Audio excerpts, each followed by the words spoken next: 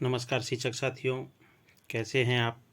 आज बीपीएससी प्रधान शिक्षक परीक्षा से संबंधित डीएलएड टेस्ट सीरीज 8 समावेशी शिक्षा के अंतर्गत 75 एमसीक्यू प्रश्न लेकर आया हूं।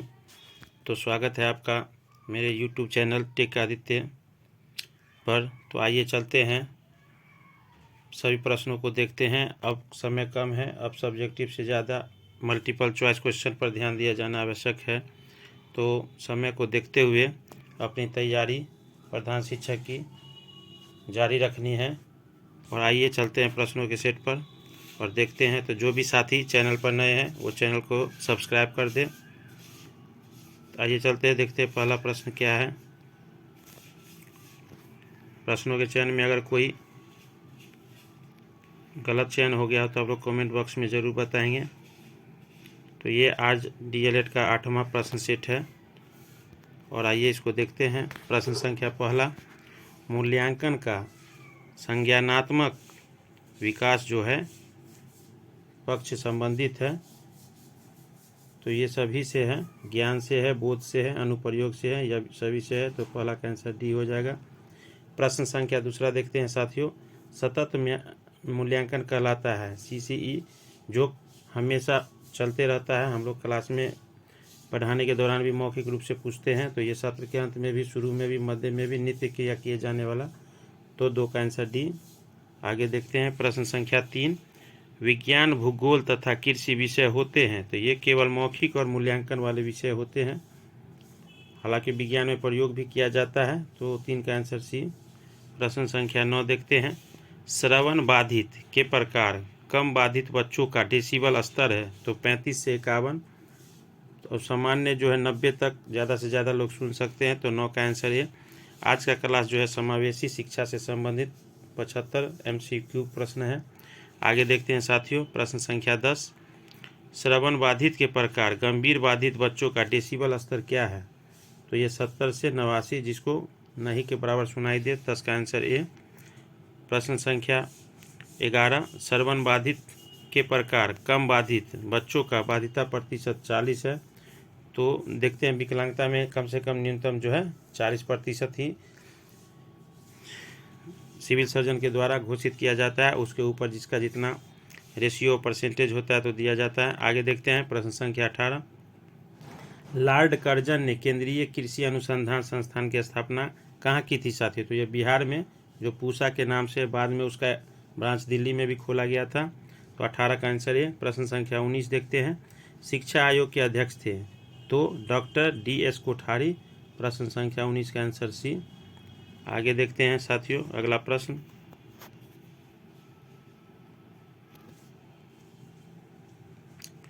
प्रश्न संख्या 20, प्रगतिशील शिक्षा के संदर्भ में निम्नलिखित में से कौन सा कथन जॉन ड्यूवी के अनुसार समुचित है।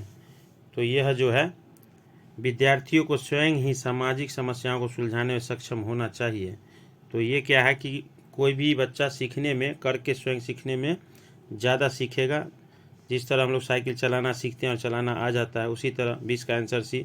आगे देखते हैं प्रश्न संख्या 4, उत्तम परीक्षण की विशेषता क्या है। तो वैधता, विश्वसनीयता, वस्तुनिष्ठता, ये सभी होना चाहिए। 4 का आंसर डी। एक पेज में साथियों प्रश्नों का सेट 3 है, इसीलिए थोड़ा नंबरिंग पर नहीं जाएंगे, लेकिन हम नंबर बोल देते हैं, इसके लिए कोई दिक्कत नहीं है। आगे देखते हैं प्रश्न संख्या 5, कहानी कहने में क्रमबद्ध घटनाओं के वर्णन पर ध्यान रखा जाता है, यह किस प्रकार के शिक्षण पर विधि है। तो यह विवरण विधि है, सभी पात्र को अलग अलग चर्चा करना। 5 का आंसर सी। प्रश्न संख्या 12 देखते हैं। श्रवण बाधित के प्रकार मंद बाधित बच्चों का बाधिता प्रतिशत है। तो 40 से 45। प्रश्न संख्या 12 का आंसर है। प्रश्न संख्या 13 देखते हैं साथियों। सीखने की मात्रा तथा समय के संबंध को चित्रांकित करने वाली वक्र रेखा कहलाती है पठार चक्र। तो 13 का आंसर बी। प्रश्न संख्या 21, अभिप्रेरणा की व्याख्या जन्मजात मूल प्रवृत्तियों के आधार पर की जाती है। तो ये मूल प्रवृत्तियों के जनक मैकडूगल थे, जिन्होंने 14 तरह के मूल प्रवृत्ति का प्रतिपादन किया था। 21 का आंसर है, जिसमें भय, क्रोध, संवेग, दया, छींकना, भूख, आदत, ये सभी। तो 21 का आंसर ये। देखते हैं अगला प्रश्न।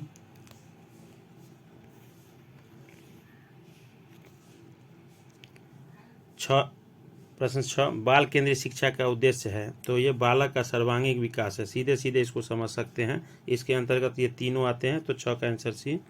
अगला प्रश्न देखते हैं, बचाव निदान का उच्चतम स्तर है, यह कथन किनका है?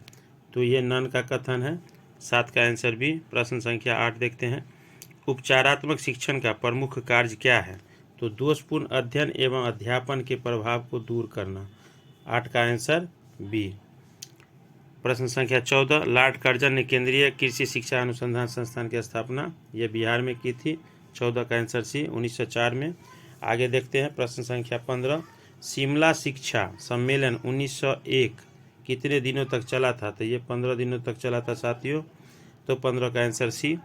आगे देखते हैं प्रश्न संख्या 16, भारतीय विश्वविद्यालय आयोग 1902 में भारतीय सदस्य कितने थे? तो ये 2 थे, 16 का आंसर ए। अगला प्रश्न देखते हैं साथियों, प्रश्न संख्या 22, निम्न में से कौन सा जन्मजात प्रेरक नहीं है? तो ये आदत जो है वो जन्मजात नहीं है, क्योंकि भूख, प्यास, नींद, छींकना, बोलना ये हम लोग जन्म से पहले ही लेके आते हैं और बाद में आदत ग्रहण करते हैं, तो 22 का आंसर सी होगा साथियों। प्रश्न संख्या 23 देखते हैं, वे कौन से बाह्य कारक हैं जो एक बालक को कक्षा में रुचि लेने से रोकते हैं? तो संस्कृति और प्रशिक्षण, 23 का आंसर बी। प्रश्न संख्या 24 आगे देखते हैं, प्रश्न संख्या 24, अनपढ़ माता पिता को अंग्रेजी सिखाना चाहते हैं, अनपढ़ माता पिता के बच्चों को अंग्रेजी सिखाना चाहते हैं, तो इसका विकल्प क्या होगा साथियों? आगे देखते हैं,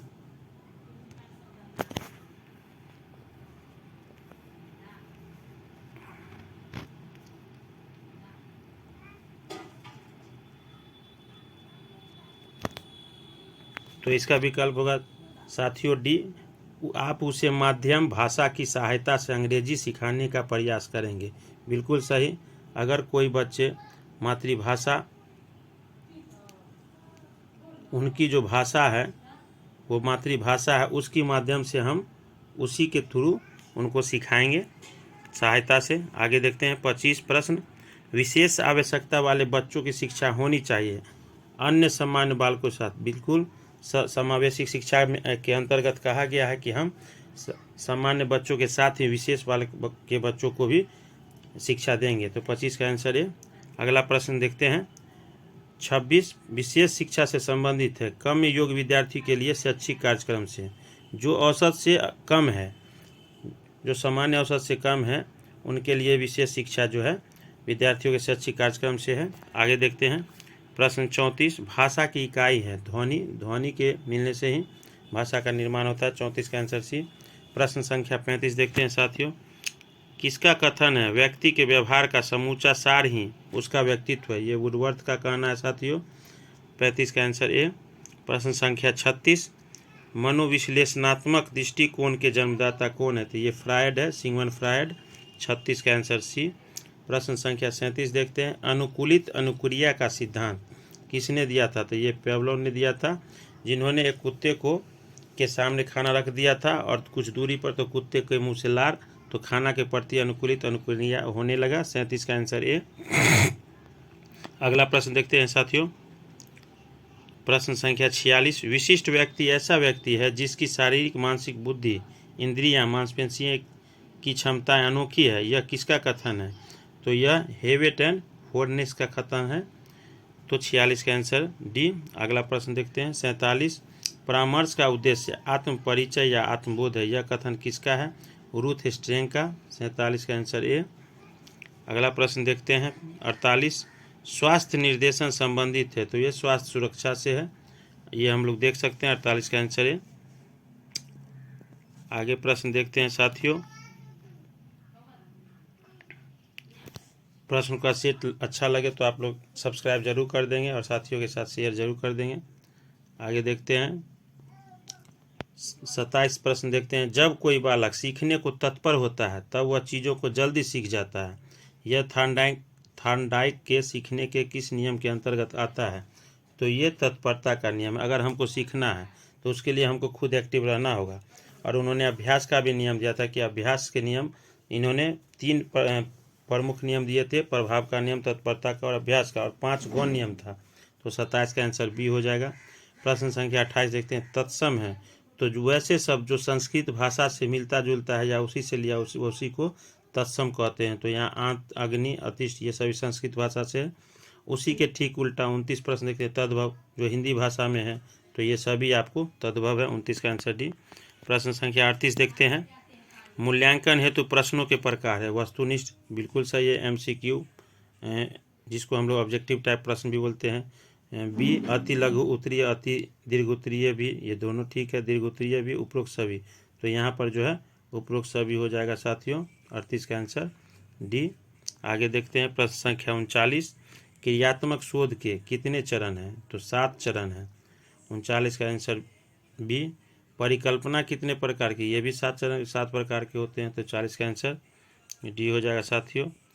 आगे देखते हैं 41 नंबर प्रश्न, नवाचार क्या है? तो शिक्षा में नित्य नवीन परिवर्तन, तो नए नए गतिविधि के माध्यम से शिक्षा सिखाने के लिए नए नए प्रयोग, यही नवाचार है। 41 का आंसर है। इसके लिए राज्य स्तरीय की संस्थाएं और स्थानीय संस्थाएं सभी के सहयोग से नए नए नवाचार का प्रयोग किया जाता है। 41 का आंसर है। प्रश्न संख्या 49 देखते हैं, मंडलीय मनोविज्ञान केंद्र कहाँ स्थित है? तो ये आगरा में है। 49 का आंसर है। प्रश्न संख्या 50, विकलांग शिक्षा के मुख्य आधार क्या है? शारीरिक विकलांगता, आवेगगत विकलांगता, मानसिक विकलांगता, उपरोक्त सभी, तो यहाँ पर सर 50 का आंसर डी हो जाएगा। अगला प्रश्न देखते हैं साथियों,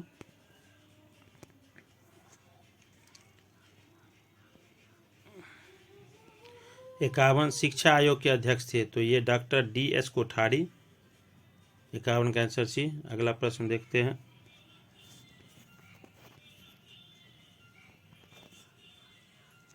प्रश्न संख्या 30 देखते हैं, ब वर्ग का उच्चारण स्थान है? तो ऊँट, प प ब ब म, ऊँट से। उसके बाद 31 का देखते हैं, कामायनी किसके रचनाकार कौन है? जयशंकर प्रसाद। और जयशंकर प्रसाद जो है छायावाद के प्रवर्तक भी थे। 31 का आंसर है। प्रश्न संख्या 32 देखते हैं, मनुष्यता क्या है? तो मनुष्यता जो है भाववाचक संख्या है जिससे किसी विशेषता का बोध होता है। प्रश्न संख्या 33 देखते हैं, पर्वत क्या है? तो ये जातिवाचक संख्या है। पर्वत, पहाड़, राम किसी व्यक्ति विशेष को, किसी एक विशेष को बोध करता है, तो जातिवाचक संज्ञा। पर्वत जाति हो गए, कई तरह के पर्वत। उसी तरह 42 प्रश्न देखते हैं साथियों, मानवीय प्रबंधन के कितने घटक होते हैं? तो 3।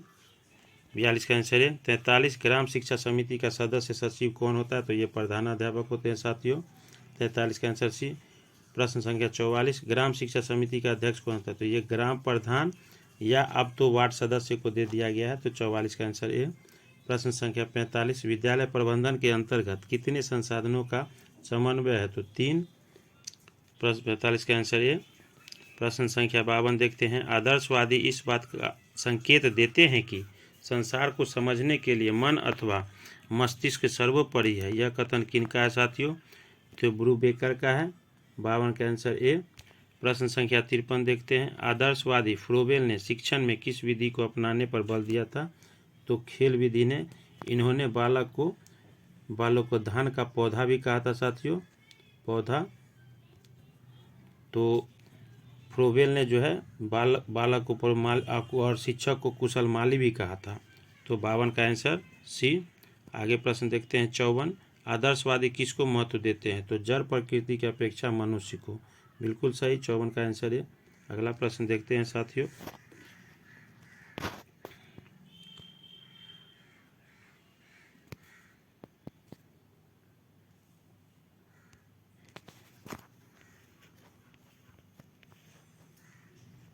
किसी साथी को PDF चाहिए तो वो टेलीग्राम में एडुकेशन संतोष सर के नाम से सर्च करेंगे, वहाँ से आपको PDF भी मिल जाएगा और वीडियो भी मिल जाएगा।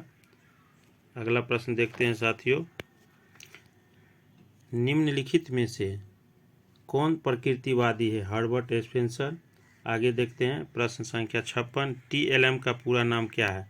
तो TLM जो भी शिक्षक साथी पढ़ाते हैं तो टीचिंग लर्निंग मटेरियल मिलता है उनको स्थानीय संस्था जो BRC है, CRC है, वहाँ से, और उसका उपयोग वो छात्रों को पढ़ाने में देते हैं, शिक्षा देने में। आगे देखते हैं प्रश्न संख्या 57, किस शिक्षण सूत्र में पहले तथ्य या विषय वस्तु की पूर्ण जानकारी अल्प रूप से दी जाती है, फिर उसे एक एक अंश की जानकारी देते हैं? तो पूर्ण से अंश की ओर, पहले सारा कुछ बताया जाता है फिर उसके हिस्से को देखा जाता है।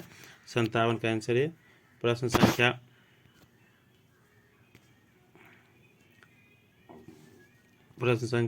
61 देखते हैं। टर्मन के अनुसार सामान्य बुद्धि बालकों की बुद्धि लब्धि होती है, तो 90 से 110, 61 का आंसर डी। प्रश्न संख्या 62, समुदाय का अर्थ किन दो शब्दों से हुआ है, तो दो शब्द।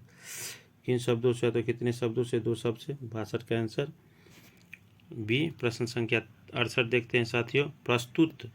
प्रसूत अधिगम का सिद्धांत किसने दिया था, स्किनर ने। इन्होंने भी चूहे पर प्रयोग किया था। 68 का आंसर है। प्रश्न संख्या 69, निम्नलिखित में थार्नडाइक का नियम कौन है, तो ये तीनों नियम है और ये तीनों प्रमुख नियम है। तत्परता का नियम, अभ्यास का नियम, प्रभाव का नियम, तो इसका आंसर डी हो जाएगा। आगे देखते हैं प्रश्न संख्या 70, वाटसन ने कितने संवेग बताए थे, तो 3। 70 का आंसर 3। और वाटसन जो थे वो मानवतावादी थे, व्यवहारवादी थे। वाटसन जो है व्यवहारवादी थे, तो और मैस्लो जो है वो मानवतावादी थे। तो याद रखना होगा साथियों कि कौन मनोवैज्ञानिक कौन कौन से थे। तो 70 का आंसर ए। प्रश्न संख्या 71 देखते हैं। वाटसन ने 3 संवेग बताए, कौन कौन से संवेग बताए, भय, क्रोध, प्यार, ये सभी बताए थे और ये सभी संवेग है। और संवेगों को जो है मैकडुगल ने 14 गो मूल प्रवृत्ति उसी संवेग के अंदर, तो 71 का आंसर डी। आगे देखते हैं साथियों अगला प्रश्न। 58, एक बालक को अंग्रेजी पढ़ाना, इसके अंतर्गत उससे शब्द बनता है, तो पहले उसे ABCD सिखाना चाहिए। यह किस शिक्षण सूत्र के अंतर्गत आएगा, ज्ञान प्राप्त करने वाली। तो 58 का आंसर है। 59 देखते हैं। गतिविधियों के प्रकार है, ज्ञान प्राप्त होने वाली, व्यक्त करने वाली, अनुभव करने वाली, तो ये सभी गतिविधियों के प्रकार हैं। 59 का आंसर डी हो जाएगा। प्रश्न संख्या 64 देखते हैं साथियों। समन्वित शिक्षा आरंभ हुई, तो ये 2005 में समन्वित हुई। इससे पहले एकल द्वितीय जो चल रहा था, तो 64 का आंसर सी। प्रश्न संख्या 65, पठन कितने प्रकार के थे, 2, सस्वर और मौन, तो 65 का आंसर बी। प्रश्न संख्या 66, भ वर्ण किस वर्ग है, तो प वर्ग के अंतर्गत आता है, प फ ब भ म।